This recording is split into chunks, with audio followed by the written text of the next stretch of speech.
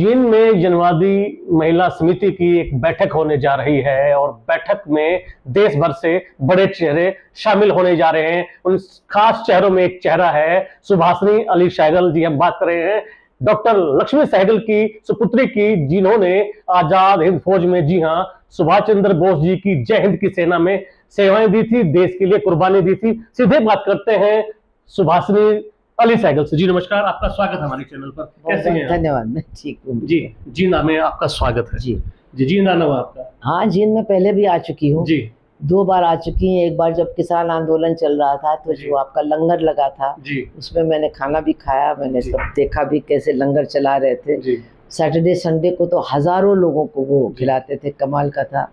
और इसके अलावा ये मेरे ख्याल से गोहाना भी नज़दीक है, जी। यहाँ दलित उत्पीड़न की बहुत बड़ी घटना हुई थी, उसमें भी हम आए थे। तो जींद 2-3 बार आ चुके हैं। आज आने का क्या खास उद्देश्य है? हमारे यहाँ जो हमारा संगठन है अखिल भारतीय जनवादी महिला समिति, उसके हरियाणा प्रदेश का सम्मेलन है। जी, ये 12वां सम्मेलन है उनका, और ये जींद में आज और कल होने जा रहा है। जी। उसका उद्घाटन करने के लिए क्या कुछ खास मुद्दे रहेंगे, क्या चर्चा रहेंगी इसमें?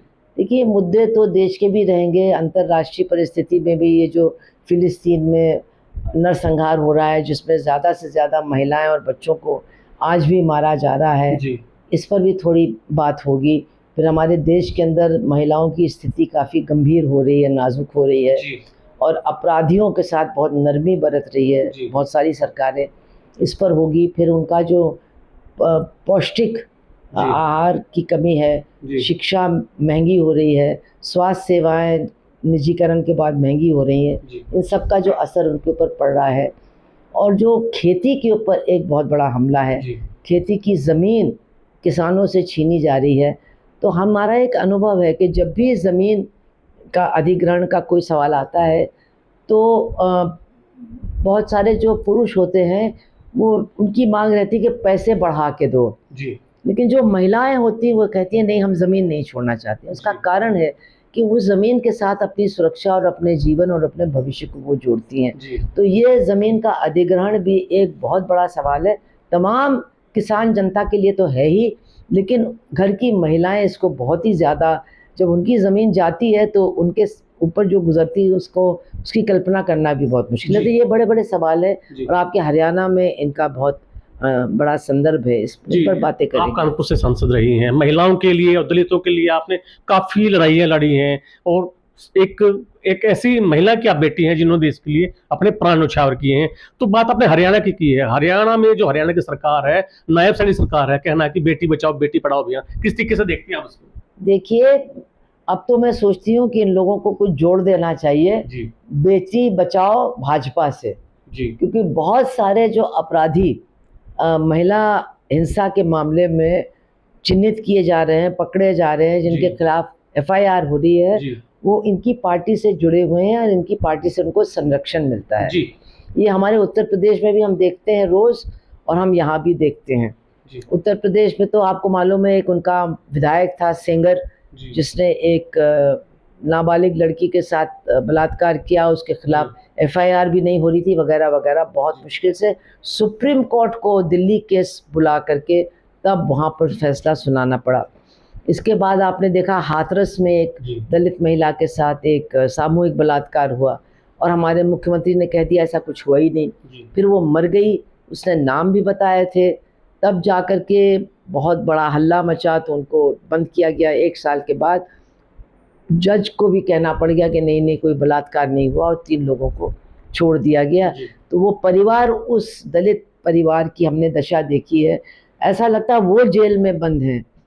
CRP की परछाई जब अगर वहाँ से हट गई तो वो नहीं बचने वाले हैं, तो वो बंद हैं जेल में, और जो अपराधी हैं वो बिल्कुल आज़ाद घूम रहे हैं। तो बहुत सारी ऐसी घटनाएं, और आपके हरियाणा में भी ये हैं मामले। वो संदीप सिंह हैं, उनके ऊपर FIR भी है, आज तक उनके ऊपर कोई एक्शन भी नहीं लिया गया। आपके राम रहीम जी हैं, वो तो दंडित हैं, लेकिन उनको भी बहुत सारी छूट मिलती है। वो जब देखिए अपना पैरोल पर छूट जाते हैं। मैं आपको रोकना चाहूँगा, ये सरकार के मंत्रियों का कहना है, बड़े नेताओं का कहना है कि ये न्याय प्रणाली का हिस्सा है पैरोल पे आना। नहीं, वो तो देखिए, ये तो कहना ठीक है, आप कह सकते हैं, लेकिन आप जब पैरोल पर कोई आता है तो कोई कारण होना चाहिए जी आपका, यहाँ कोई मर गया या कुछ इस तरह के, तो आपको 1-2 दिन की मिलती है, इनको तो हफ्तों को मिलती है और हमेशा चुनाव के टाइम मिलती है। जी। और इनको आश्रम में जाकर के अपना प्रवचन करने की भी छूट है। तो क्या आपका और सीधा सीधा उनके कहना पास है नहीं, उनके जी पास भाजपा के नेता और जो चुनाव के जी लड़ने वाले लोग हैं जी वो जाके उनका आशीर्वाद लेते हैं और कहते हैं कि हमारा चुनाव लड़ाई है, तो ये तो एक अलग बात हो तो गई कहीं ना। कहीं आपका कहना है या आपका आरोप कह सकते हैं कि भी आपका कथन है कि वोट बैंक के लिए भाजपा राम रहीम को पैरोल नहीं नहीं, मेरा दूसरा कह रहा है, वो वोट बैंक के लिए कौन क्या करता है वो छोड़िए। जी मेरा ये कहना है कि जब इस तरह के अपराधियों को सरकार संरक्षण देगी, जी उनकी मदद करेगी, तो निश्चित रूप से महिलाओं के साथ अत्याचार करने वालों के हौसले और भी ज्यादा बुलंद होंगे जी। और महिलाओं की स्थिति और भी ज्यादा नाजुक हो आजकल जाएगी। पुरुषों की स्थिति दयनीय होगी, नीले ड्रम से लेके अब तक बहुत से पुरुषों की हत्याएं हो चुकी है, क्या कहेंगे आप? देखिए, इसके पहले कभी हत्या नहीं होती थी। हमने तो नेशनल क्राइम रिकॉर्ड का अभी देखा है, जिसको लेकर के बहुत लोग उछल रहे हैं जी कि 5 साल में 700 पुरुष पति जी मारे गए हैं जी और उन 5 साल में औरतों की कितनी हत्या की है? एक जी। साल में 1000 से ज्यादा मारी जाती हैं। जी ये तो जो केस रजिस्टर होते हैं, जी तो कहाँ उनकी संख्या और कहाँ पुरुषों की संख्या, इस तरह से बात करके जो महिलाओं का उत्पीड़न है और जो उनको कानूनी संरक्षण मिलना चाहिए, इसकी ज़रूरत को कम आंक करके देखा जा रहा है। हम नहीं कह रहे कि किसी पति की हत्या करना ठीक है। हाँ, अगर किसी औरत ने अपने पति की हत्या की है तो उसको भी जेल जाना चाहिए और वो जेल जा रही हैं। लेकिन अगर महिलाओं के साथ बलात्कार होता है, अगर महिलाओं के साथ हिंसा होता है, तो उन बलात्कारियों को, उन हत्यारों को बढ़ा चढ़ा करके उनका महिमा मंडल भी नहीं होना चाहिए। जी बिल्किस बानो के हत्यारों और बलात्कार करने वालों का आपने महिमा मंडन किया। जी ठीक है, आप कहते हैं हमें राइट था उनको छोड़ने का, छोड़ दिया आपने, लेकिन आपने फूल माला उनको पहनाई, उनको मिठाई खिलाई, तो ये क्या आपको क्या दिखा रहा है इस देश की महिलाओं को? बिल्किस बानो के मामले में भी आपने भी वहाँ एक लड़ाई लड़ी है, सुप्रीम कोर्ट आपने जाके जी जी, बड़ा और जीते हम लोग। जी लेकिन लोग कहते हैं अच्छा इसका मतलब है कि जीत हुई, लेकिन कितने लोग जीत सकते हैं, कितने लोग इतना लड़ सकते हैं? वो तो हिंदुस्तान के सबसे बड़े वकील हम लोगों के लिए मुफ्त में लड़ रहे थे, और जो अपराधी थे उनके लिए attorney general, solicitor general, deputy attorney general, 11 supreme court के सीनियर वकील सब आ रहे थे हर हियरिंग पर, और पूरा जो जुडिशियल अमला था गुजरात का वो भी आ रहा था उन हत्यारों और बलात्कारियों की आप महिला आयोग की चेयरपर्सन नहीं है, चेयरपर्सन मेंबर नहीं है। जी। हरियाणा में रेणु भाटिया हैं, महिला आयोग की चेयरपर्सन है, जिनके एसएसपी सुमित कुमार पर इस तरीके के आरोप लगे थे, उनका ट्रांसफर कर दिया गया था, क्या कहेंगे आप इस बारे में? अब देखिए, मैं तो यही कह रही हूँ कि दिन पर दिन महिलाओं के साथ न्याय बहुत मुश्किल होता चला जा रहा है। जी और देखा ये जा रहा है कि जैसे हमारा महिला आयोग है, वो भी बहुत चुन चुन करके मामलों में हस्तक्षेप करती हैं। जी अभी एक मामला है कि एक प्रोफेसर थे वहाँ के अशोका यूनिवर्सिटी के, जी तो महिला आयोग की चेयरपर्सन या मेंबर, मुझे नहीं मालूम कौन, वो इसमें इतना ज़्यादा तुरंत हस्तक्षेप करना, इसको बंद करो, ये करो, उसने महिला, अच्छा जब उनसे पूछा गया कि भाई उसने कहा क्या, कहने लगी आपको मालूम नहीं उसने क्या कहा। फिर उनसे पूछा गया आप बताइए तो क्या उन्होंने आपत्तिजनक बात की, तो कहने नहीं नहीं तो सबको मालूम है। मतलब वो खुद नहीं जानती थी कि उसने क्या लिखा है और उसका मतलब क्या है। और वही महिला, उनकी पार्टी का एक मंत्री है मध्य प्रदेश में, जी उसने तो सीधे सीधे उसी महिला जो वो हैं कुरैशी, उसके खिलाफ तो बहुत ही गंदी भाषा में बात की थी। उनके खिलाफ ये लोग कुछ नहीं बोल रहे हैं, उसको मंत्री पद से नहीं हटा रहे हैं, उसको जेल भेजने की बात नहीं कर रहे हैं। तो ये जो सिलेक्टिव अप्रोच है ये जी। भी ठीक नहीं है। तो कहीं कहीं आपको लगता है महिला आयोग है तो पुरुष आयोग भी होना चाहिए? क्यों होना चाहिए? तो जी। फिर पुरुष भी पीड़ित है। नहीं जी। पुरुष पीड़ित है तो कोर्ट से तो उसको न्याय मिल रहा है। कौन सा पुरुष है जी जिसको, अभी वो एक औरत है जिसने अपने पति को कहते हैं हनीमून में मार दिया, जी तो उसको तो बंद कर दिया ना, उसके साथ जितने लोग थे उनको बंद कर दिया, कोई जी। भी हमदर्दी इसको नहीं दिखा रहा है। जी ये तो आपको आयोग की जरूरत तब पड़ती है जब पीड़ित पक्ष को न्याय नहीं मिलता है, जी। तब इसकी जरूरत पड़ती है। इसको क्लियर होना चाहिए। तो आप सत्ता में रही हैं, कहीं ना कहीं आपको लगता है कि भी राजनीति हावी है कानून के ऊपर? राजनीति तो हावी है ही, और इसीलिए खतरनाक परिस्थिति है, क्योंकि राजनीति जो लोग कर रहे हैं वो जो मजबूत होता है, पैसे से मजबूत या सामाजिक स्तर उसका मजबूत हो, या मतलब और कोई बात हो जो उसको मजबूती देती, कोई धर्म गुरु हो, तो राजनीतिक लोग जो सत्ता में होते हैं उनका एक टेंडेंसी होती है उनकी मदद करने की। ये खतरनाक है। अभी आप देखिए कि वो जो है आसाराम बापू इतने सालों से बंद है और उसकी बेल को अपोज किया जा रहा था। जैसे ही राजस्थान में बीजेपी की गवर्नमेंट आई उसको बेल मिल गई। क्या मतलब है, क्या मैसेज आप दे रहे हैं लोगों को? एक नाबालिग लड़की के साथ उसको गिल्टी, वो ये भी नहीं, आरोपी नहीं है वो सजा याफ्ता है। तो क्या बता रहे हैं लोगों को?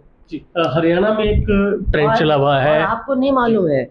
मैंने हरियाणा में लोगों को बताया, वो जो बच्ची है जिसके साथ आसाराम ने किया था, उसके बाप ओरिजिनली हरियाणा के हैं जो यूपी में सेटल हो गए। तो हमदर्दी आपकी किसके साथ है? हरियाणा में सोशल मीडिया काफी ट्रेंड है, रील्स बनाई जा रही हैं लड़कियों के द्वारा, और कई लड़कों के साथ भी एक धोखाधड़ी के मामले काफी उजागर हो रहे हैं। क्या कहेंगे? देखिए, धोखाधड़ी और ये सब, मैं कहती हूँ कोई भी इंसान धोखाधड़ी किसी के साथ कर सकता है। मेरा सिर्फ ये कहना है कि पीड़ित पक्ष को न्याय मिल रहा है कि नहीं। अगर न्याय मिल रहा है तो अच्छी बात है, मिलना चाहिए। हमको चिंता उन पीड़ितों की है जिनको न्याय नहीं मिल रहा है। आपके पहलवानों को, महिला महिलाओं को आज तक न्याय नहीं मिला है, उनको गालियां खानी पड़ी हैं। उस केस को बंद कर दिया जिसमें बृजभूषण का नाम है। तो फिर क्यों बंद कर दिया गया? ये तो गलत बात है, क्यों बंद कर दिया गया? हरियाणा को एक वो पॉक्सो थी, उसका तो बयान ही वो बदलवा दिया गया है। वो हमेशा होता भी है, जो कमजोर लोग होते, जब इतने साल तक चलेगा मामला तो लोग बयान बदलेंगे। लेकिन सरकार का काम होता है नीचे तक जाना और देखना कि बयान क्यों बदला जा रहा है, ये भी कानून का हिस्सा है। जी, आपसे एक सवाल करते हैं कि खापों का गढ़ माना जाता है हरियाणा को, खापे पंचायतें लिविंग रिलेशन को काफी गलत मानती है, समगोत्र विवाह को गलत मानती हैं, क्या कहेंगे आप इस बात?